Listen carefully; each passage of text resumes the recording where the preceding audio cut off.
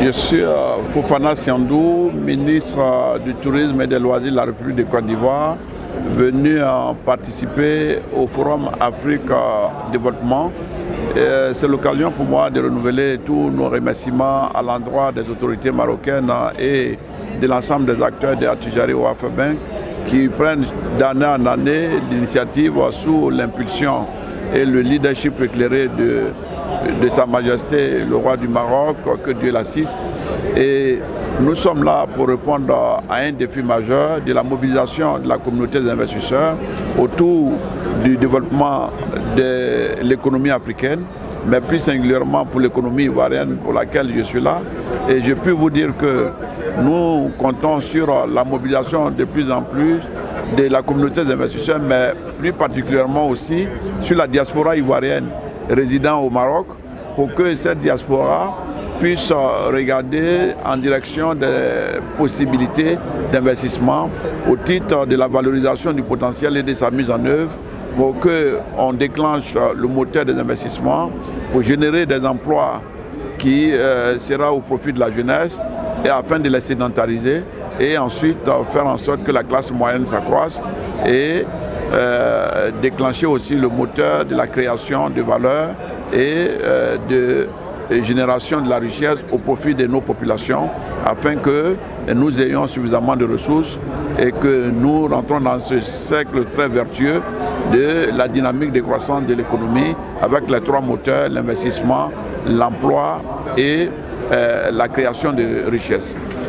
Tout naturellement, nous sommes là pour partager des expériences avec le Maroc, pays frère, qui a témoigné à maintes égards la fraternité à l'égard de la Côte d'Ivoire. Et cette Coupe d'Afrique des Nations venait le démontrer à souhait. Et aujourd'hui, le Maroc et la Côte d'Ivoire, ce sont des liens renforcés, c'est une fraternité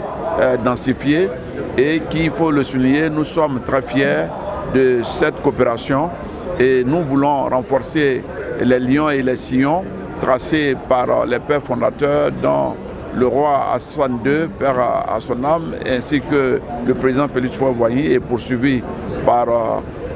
Sa Majesté le roi Mohamed VI, que Dieu l'assiste, ainsi que le président de la République, son Excellence Alassane Ouattara. Comprenez qu'aujourd'hui le Maroc tient une place hautement stratégique dans le dispositif de l'Afrique et plus singulièrement pour la Côte d'Ivoire. En ce sens que le Maroc a montré à bien des égards que des modèles qui sont réussis ici peuvent être dupliqués à l'échelle africaine. Et nous sommes venus ici en vue de nous inspirer du modèle marocain pour ce qui concerne le tourisme, afin d'avoir des modèles à dupliquer à l'échelle de la Côte d'Ivoire. Et nous disons que ces dernières années, nous avons fait des efforts, mais nous avons le Maroc à nos côtés qui nous accompagne, de par les banques, de par la mobilisation de la communauté d'investisseurs du côté de notre pays frère qui est le Maroc et qui impulse la dynamique de croissance. Je me réjouis de cette coopération et nous voulons être protecteurs de ces rapports et vous pouvez vous assurer que le peuple ivoirien est très reconnaissant à l'égard du Maroc et de son roi qui est magnanime à l'égard de notre peuple aussi. Et soyez rassurés que ces rapports, nous qui sommes les dirigeants, ne feront que renforcer cette coopération interafricaine et que ça soit un modèle de coopération sud-sud parce que l'avenir de l'Afrique reposera sur la capacité des fils de l'Afrique à se donner un véritable destin pour l'Afrique.